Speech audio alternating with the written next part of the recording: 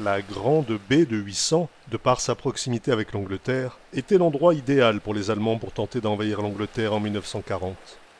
Puis, pour se protéger d'un débarquement allié à partir de 1942. De nombreux bunkers apparaissent toujours dans les dunes et sur la plage de 800. La vaste plage était propice aux opérations de débarquement et l'arrière-pays était intéressant pour déployer une force d'invasion en France et en Europe occupée.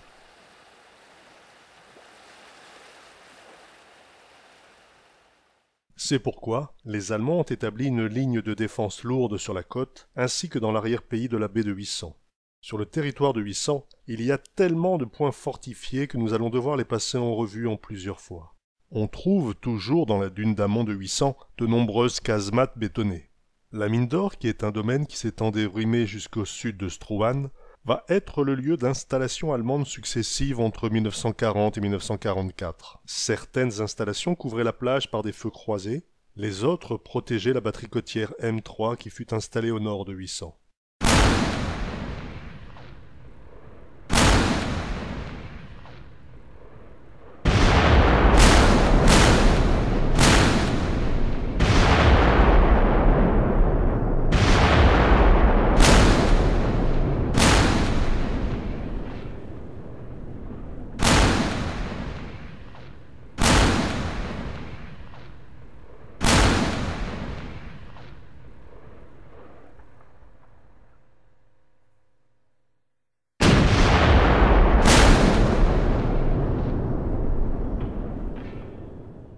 Au niveau de la baie de 800, les Allemands ont surveillé la Manche, le Channel des Anglais, qui est devenu pendant 4 longues années le Canal des Allemands. La mine d'or a pris ce nom lorsqu'au XIXe siècle on y a trouvé de la pyrite de fer et qu'une usine a été installée pendant quelques années pour exploiter le filon. La mine d'or est surtout une vaste propriété où l'on trouvait autrefois un petit château et une ferme attenante. De nos jours, la propriété privée de la mine d'or a retrouvé sa quiétude et les bois ont recouvert de nombreuses constructions, rendant difficile une appréciation de l'ensemble des constructions réalisées.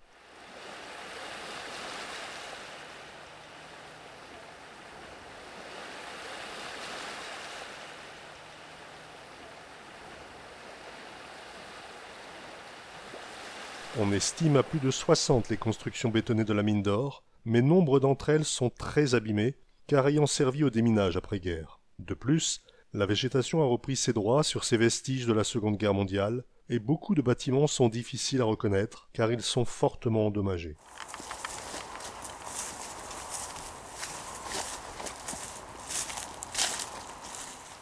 Lors de leur arrivée, les Allemands investissent les lieux et les transforment, profitant d'un accès aisé le long de la route côtière et de la couverture des bois, pouvant dissimuler leur activité aux yeux de l'adversaire. Pendant l'été 1940, c'est le 34e régiment d'artillerie de la 34e division d'infanterie de l'armée de terre qui vient y stationner. Les éléments de cette unité sont répartis en plusieurs points de la côte d'Opale, dans l'attente du déclenchement de l'opération Seelöwe, Sea Lion, lion de mer, c'est-à-dire l'invasion de l'Angleterre.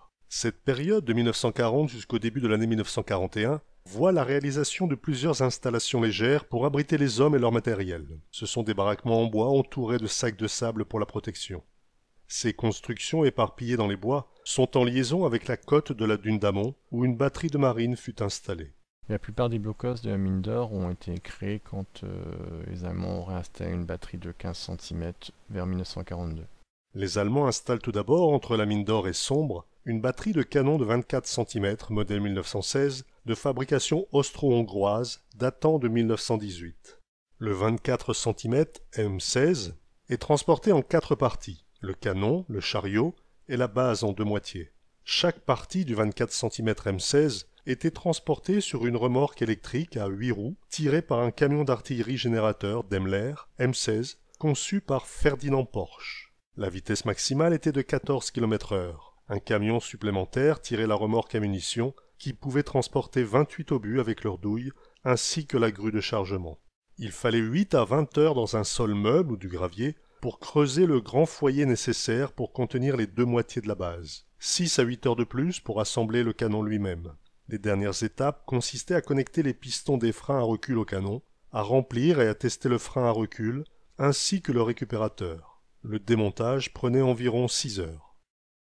Un autre bataillon, le 1er bataillon du 84e régiment d'artillerie, passe également par 800 en 1940. On le voit ici passer en revue par le général Walter von Brauchitsch, entre la mine d'or et Sombre. Le maréchal von Brauchitsch, commandant en chef de l'armée allemande, visite les champs de bataille du front.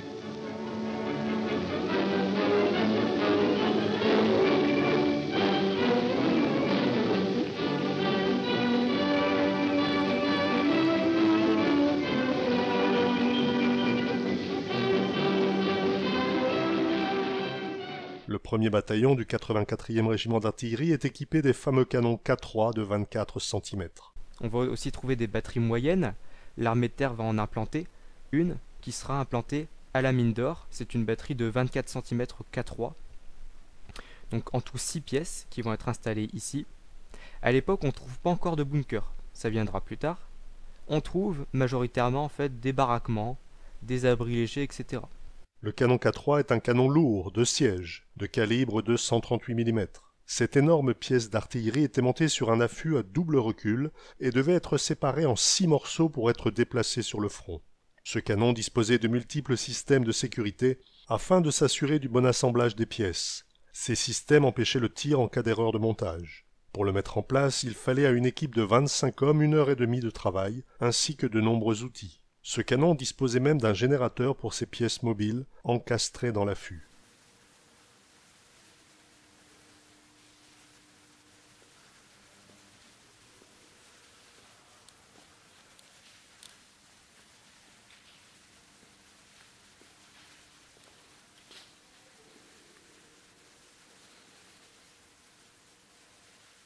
Ici on voit l'arrivée des pièces. au nord de la mine d'or, c'est au niveau de Struan. Donc on voit les tubes des canons, assez impressionnant. Ici nous avons un canon qui commence à être mis en place à la mine d'or. Nous avons au devant son encuvement, qui existe encore de nos jours. Ici nous avons les détails d'un des canons M3, c'était une batterie mobile, une batterie sur roue. Ici nous avons d'ailleurs la pièce A de cette batterie. Sur cette photo nous voyons des artilleurs de la batterie K3 en train de poser, de prendre le souhait durant l'été 1940. Derrière nous voyons un de leurs abris rudimentaires. Donc sur cette photo nous avons un canon de pompier qui a été récupéré par des artilleurs de la batterie K3 de la mine d'or, certainement en code d'incendie sur un des canons. Ces canons utilisaient le camouflage de la forêt pour être invisibles pour la RAF. Ici nous voyons des tirs opérés de nuit de cette batterie.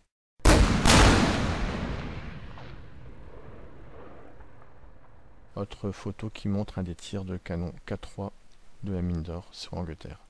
Ici nous avons ce que nous appelons la bouche à feu, en train de tirer à la nuit tombante. 8 à 10 canons K3 furent produits pour la Seconde Guerre mondiale. A priori, 4 de ces canons étaient à la mine d'or à partir de l'été 1940, avec le 1er bataillon du 84e régiment d'artillerie. Il reste un canon K3 exposé au musée technique de l'armée de Koblenz en Allemagne, d'où est originaire la 34e division d'infanterie. Les régiments d'artillerie mis en place à 800 avaient pour fonction d'interdire les convois côtiers britanniques dans la Manche et de protéger les convois maritimes allemands. En septembre 40, l'opération Lion de mer est ajournée. Les batteries en fait restent là pour la défense en fait du littoral. Et donc, certaines vont être déplacées vers l'est de l'Europe en prévision de la future invasion de l'URSS. Donc c'était l'opération Barbarossa qui commencera au début de l'été 41. Ce sera le cas de la batterie de 24 cm K3. Elle va partir au printemps 41, donc quelques mois avant le début de l'invasion. Donc cette batterie est arrivée aussi à l'été 1940 à 800 et a été redéployée également dans le cadre de l'invasion à venir de l'URSS en 1941. La batterie a donc été installée d'août 1940 à janvier-février 1941. Les soldats allemands arrivés à l'été 1940 à la mine d'or vont céder leur place au printemps 1941 à une nouvelle unité de l'artillerie de l'armée de terre qui s'installe entre Calais et Boulogne, le 3e bataillon du HKR 832, HKAR pour Heeres Küsten Artillerie Regiment. Ce régiment d'artillerie côtière de l'armée de terre arrive avec 3 batteries qui se répartissent entre Le Portel, le Cap Grinet et 800. Les bataillons d'artillerie côtière 832, aux ordres du lieutenant Frido Ebling, arrivent à Boulogne par voie ferrée. Chaque batterie dispose de 6 pièces d'artillerie de 15,5 cm K418F. Celle du Cap Grinet sera installée à l'est du phare. Les pièces d'artillerie sont d'abord camouflées par des filets. Les abris et soutes en tôle métro seront ensuite bétonnés sur le site, tout comme à 800. C'est à cette époque que sont construits, à la mine d'or, de nombreuses soutes à munitions correspondantes, des abris pour personnel, des bureaux d'intendance et des dépôts en tout genre. Ces constructions sont desservies par des voies carrossables et un petit réseau de voies ferrées permettant le déplacement d'obus et de matériel en tout genre. Les premières constructions, les baraquements en bois, sont remplacés partiellement par des abris en béton. Le 3e bataillon d'artillerie côtière déploie alors ses 6 canons de 15,5 cm dans le parc du domaine de la mine d'or, afin de continuer le plan de feu sur la portion de côte comprise entre les deux caps, tout en profitant de la couverture fournie par le milieu dunaire assez bien boisé. L'effectif de la batterie de 800 Nord-Est est d'environ 400 hommes à cette époque. Le canon 15,5 cm K18F est une pièce d'artillerie française conçue en 1917 à la fin de la guerre 14-18, capturée en 1940 et réutilisée par l'armée allemande. On estime qu'une 50aine de ces canons ont été utilisés sur le mur de l'Atlantique. Ce canon est capable de tirer un obus de 43 kg à 18 km de distance, avec une cadence de tir d'un coup toutes les 30 secondes. Le canon de 15,5 cm K418F était une arme fiable et performante, ce qui explique qu'environ 400 de ces pièces d'artillerie aient été réutilisées par les Allemands après la capitulation de la France en mai 1940. Chaque canon de 15,5 cm était installé dans un encuvement en béton de 14 mètres de diamètre et fixé au centre par des barres d'acier. Un plateau pivotant surélevé et le blocage des flèches du support du canon permettaient d'absorber le recul lors du tir.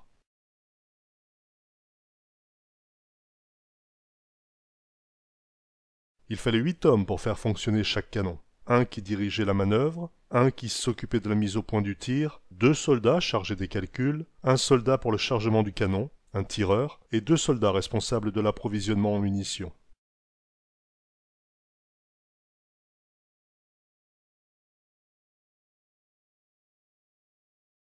Les encuvements d'artillerie circulaire, pour canon 15,5 cm dans la mine d'or de 800, l'ont été sur une même ligne parallèle à la côte, de part et d'autre d'une piste bétonnée, et distants entre eux d'environ 30 mètres.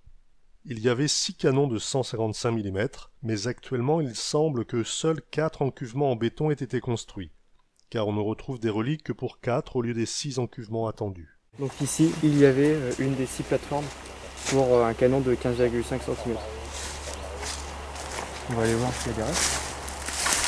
Ah oui, voilà. Une plateforme pour une des 6 pièces de 15,5 cm. C'était en printemps 41. Donc elles ont été installées, elles sont restées 1 an.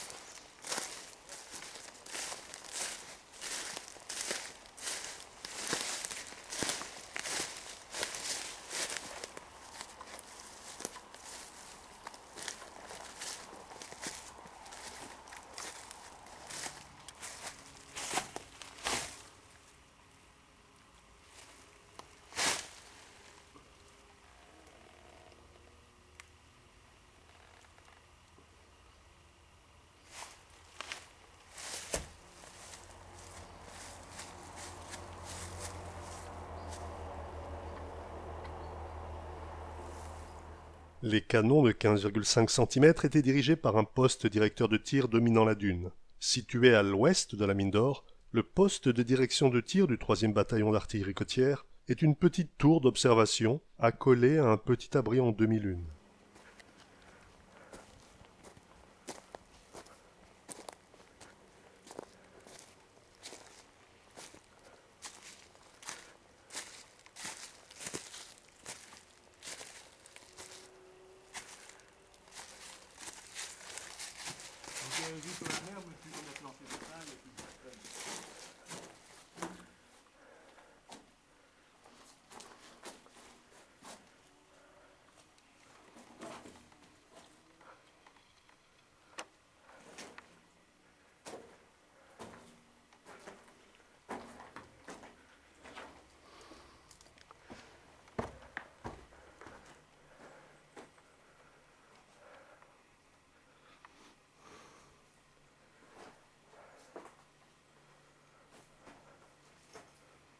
Pour diriger le tir de la batterie, on va construire en avant du site un poste de direction de tir. Alors là, nous sommes devant le poste de direction de tir. Vous voyez ici, c'était la fenêtre où on pouvait observer le littoral. Ici, en fait, il y avait une pièce donc, qui permettait d'abriter en fait, les calculateurs, etc., etc., tout ce qui est nécessaire au tir des batteries. Et derrière, on va trouver, accolé à la pièce, un abriteau de métro. On va aussi trouver certainement des appareils de communication, etc. Alors si on se dirige vers l'entrée, vers la porte qu'on voit au fond, on arrive donc dans la pièce d'où on pouvait observer le littoral. Elle était surélevée par rapport au reste, vous voyez. Et donc pourquoi le sol a été retiré? Tout simplement parce qu'elle a aussi servi au déminage. On trouve quand même aujourd'hui l'escalier qui permettait d'accéder à la fenêtre. Le poste directeur de tir a été utilisé après-guerre pour le déminage, ce qui a détruit la plateforme bétonnée, surélevée, et l'escalier d'accès à cette plateforme.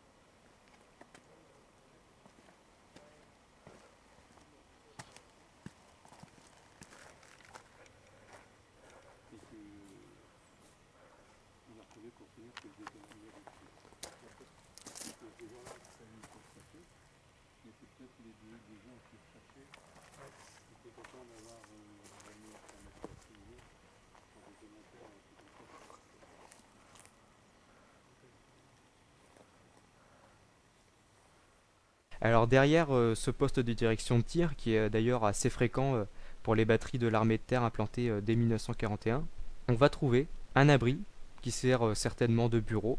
Il est composé d'une pièce. Ici aujourd'hui en fait il sert d'abri pour des chèvres. Et dans le couloir d'entrée on va trouver ça. C'est une fresque qui représente en fait le symbole de la revue Wartime Canal. Wartime Canal c'était donc une revue de propagande distribuée aux soldats qui étaient stationnés sur la moitié nord de la France. En fait, ce qu'on voit ici, c'est un soldat de profil qui regarde en fait vers le nord-est. L'abri situé en retrait du poste de direction de tir possède une fresque quasiment effacée de nos jours, représentant une sentinelle allemande de profil affectée à la surveillance de la Manche. Le journal Wartime Canal, surveillance de la Manche, était destiné aux soldats des batteries côtières de la Manche. Dans la propriété de la mine d'or, on trouve plus d'une soixantaine de constructions bétonnées diverses, dont bien sûr des soutes à munitions, des petites niches, des abris en demi-lune, mais également de nombreuses constructions de formes variées. Les soldats allemands étaient logés dans des baraquements légers ou dans des abris en demi-lune, des HWB également appelés abris Toll-Métro. Nous n'allons pas bien sûr les passer tous en revue, mais nous attacher aux plus relevants de par leur structure, leurs fonctions ou leurs inscriptions. On trouve aussi parfois aux alentours de ces plateformes une niche, une ou plusieurs niches pour en fait stocker les munitions.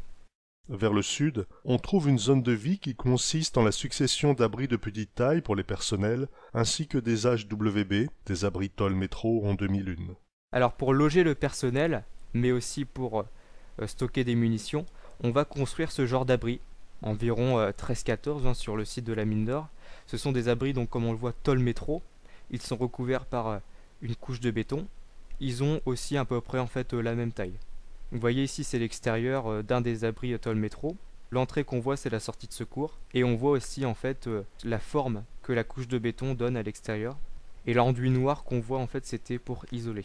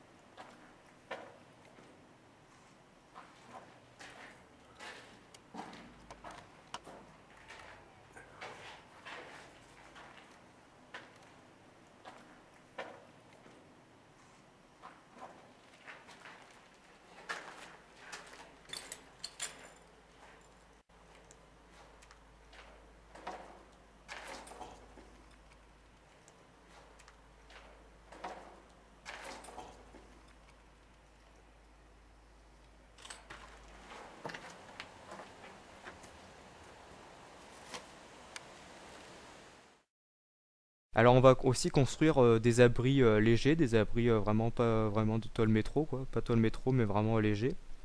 Parmi lesquels celui-ci, on va trouver à l'entrée une inscription qui dit qu'il ne faut pas crier. Pourquoi? Parce qu'ici il y a des appareils d'écoute, de communication. Donc voilà.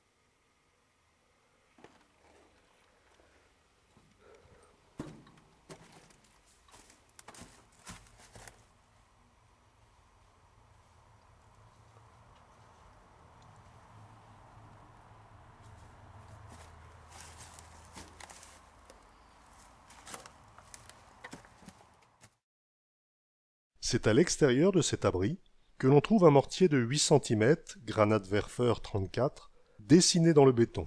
Et là, il y a la signature du gars en bas à droite.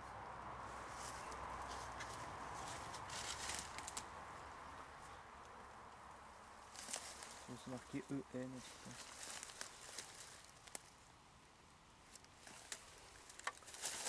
Là, on voit le mortier,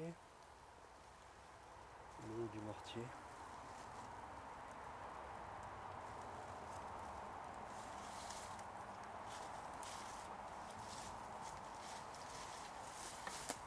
Et les pieds du mortier.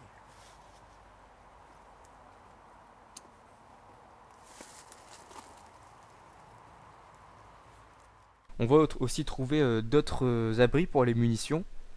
Celui-ci, par exemple, il est composé d'une pièce. 3 exemplaires ont été construits sur le site.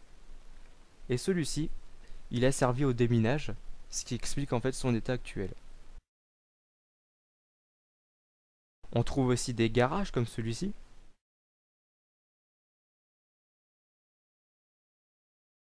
Pour acheminer les matériaux, on va en fait construire cette plateforme qui abritera en fait, qui supportera un rail de Deauville. On voit encore des restes ici. En fait, elle traverse le site en fait et se dirige vers la mer. Une voie ferrée de 60 cm d'écartement de type Deauville traverse le site de la mine d'or jusqu'à la route départementale D940. Cette voie ferrée permettait le transport facile des munitions, de l'équipement et des vivres depuis la route vers les différents abris de la mine d'or. Les bunkers et abris bétonnés à proximité de la route départementale servaient de bureaux ainsi que pour la logistique.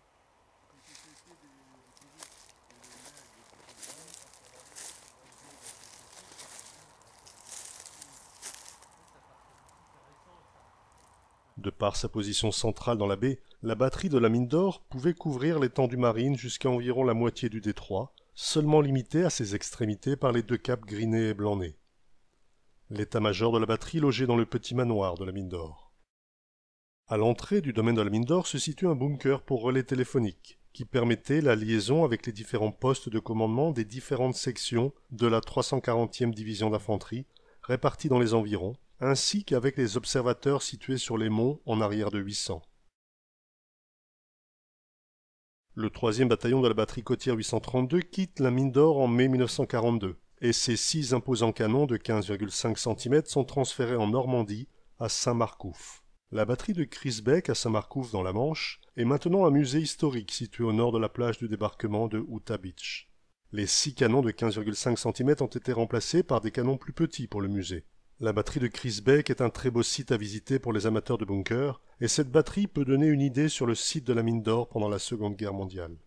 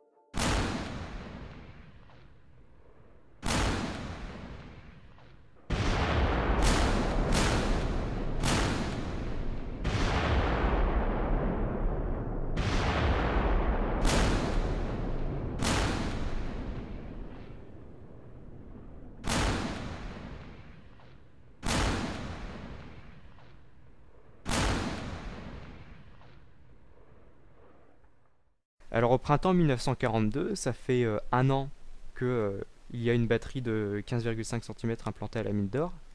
Elle va partir pour la Normandie, mais pour autant le site n'est pas abandonné. En effet, il y a des troupes d'infanterie qui vont être implantées ici. Elles vont servir en fait à la défense de l'accès nord de 800. Donc voilà, elles vont réutiliser donc les abris, elles possèdent des fusils, 2 mortiers, etc. Mais elle va perdre un peu quand même son importance par rapport à l'époque où il y avait la batterie de 15,5 cm. Après le départ des canons de 15,5 cm, le site de la mine d'or conserve un rôle d'intendance générale pour le nord-est de 800, puis pour la batterie côtière M3 de la Kriegsmarine, qui s'est installée à moins d'1 kilomètre de la mine d'or vers le littoral, au niveau de la dune d'Amont, sur le point d'appui fortifié STP-115, Wuppertal. Une partie des infrastructures de la mine d'or va resservir aux nouveaux arrivants. Le reste sera utilisé par l'armée de terre. En 1943, le point d'appui de la mine d'or prend le nom de STP-178 Sachsen. Il est géré désormais par 31 soldats du 26e régiment de réserve de la 156e division de réserve. Ces soldats sont armés de 2 canons d'infanterie, de 27 fusils et de 2 mortiers. Ils ont pour mission de garder l'accès à 800 par l'est et de surveiller les nombreux dépôts de munitions dissimulés dans les bois. Toute l'intendance de l'armée se trouve désormais dans des logements réquisitionnés et des baraquements, à Pillan-les-Guines, à 5 km de là. Le STP-178 Sachsen abrite également en permanence 4 marins du MAA 242 servant la batterie côtière M3 et qui utilisent le poste de direction de tir de la mine d'or.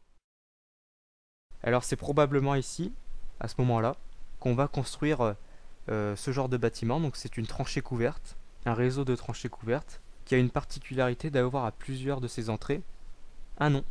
Ici vous voyez donc cette entrée a été nommée Rosamund 2 et l'autre a été renommée Max.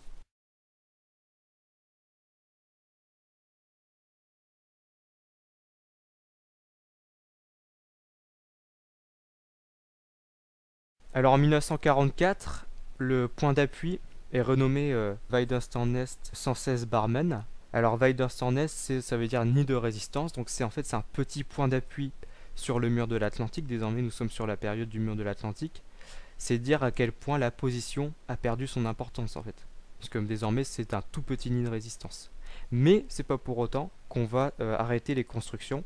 On va notamment construire un abri léger d'une pièce qui a été terminé, comme on le voit ici, le 15 juin 1944. Ce jour-là est connu dans l'histoire de Boulogne par un gros bombardement en fait. Un énorme bombardement qui a ravagé Boulogne. Il a fait environ 150 morts. Et donc c'est ce jour-là que cet abri a été terminé. 9 jours après le débarquement d'ailleurs. Alors en 1944, on va trouver progressivement, suite à tous les travaux qui ont été faits depuis 1941, une soixantaine de constructions sur le site. Donc ce qui est pas mal du tout. L'année 1944 voit la refonte et la création de nouveaux points d'appui sur 800. Le STP-178 Sachsen devient alors le Widerstandsnest 116 Barmen, du nom d'une ville allemande située à environ 30 km à l'est de Düsseldorf. L'armement présent se renforce puisqu'on trouve désormais dans les bois de la mine d'or 6 canons de campagne de 7,5 cm, PAC 40, et un canon de 15 cm. Le 30 juin 1944, l'unité de la mine d'or se déplace à Lebringan, au pied du mont de Couple. Elle y reste jusqu'au 20 août 1944, avant de décrocher par marche forcée de nuit vers l'Allemagne. En septembre 1944, le site est complètement évacué sans combat. Les nombreuses munitions non transportables sont explosées sur place dans les bunkers de la mine d'or par les dernières troupes du génie, afin de détruire tout l'équipement non transférable dans leur retraite. Les soldats allemands rejoignent ensuite le cap Griné par la plage. Alors à la libération, le site est évacué en fait juste avant, en août 1944. Il n'y aura donc pas de combat ici. Pour autant, on va trouver quand même une trace du passage des Canadiens. C'est celle-ci. Donc vous voyez, c'est marqué Regina Rifle, régiment 6 septembre 1944, avec le nom de quelques soldats. Alors ce qui est bizarre, c'est que le 6 septembre 1944, le Regina Rifle n'est pas encore arrivé sur 800. Il est juste derrière. Donc c'est probablement en fait des troupes de reconnaissance qui sont allées donc sur le site de la mine d'or qui était abandonné à l'époque et qui ont donc immortalisé leur passage. Les soldats canadiens, qui ont lancé leur première patrouille après le 5 septembre 1944 en venant du sud, ont laissé une trace de leur passage à 3 jours d'intervalle sur les murs d'un abri d'intendance du Widerstandsnest de la mine d'or. À la vue de sa structure, de ses fenêtres et de son carrelage, cet abri bétonné devait certainement servir de bureau.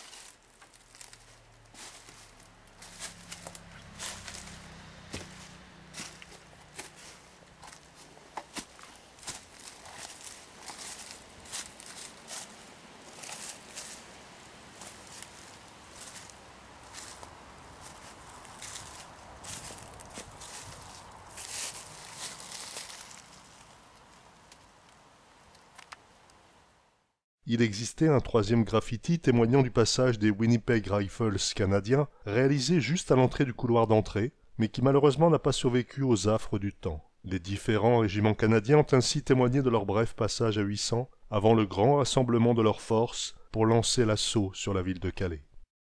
La guerre 39-45 a été terrible pour les soldats et pour les civils.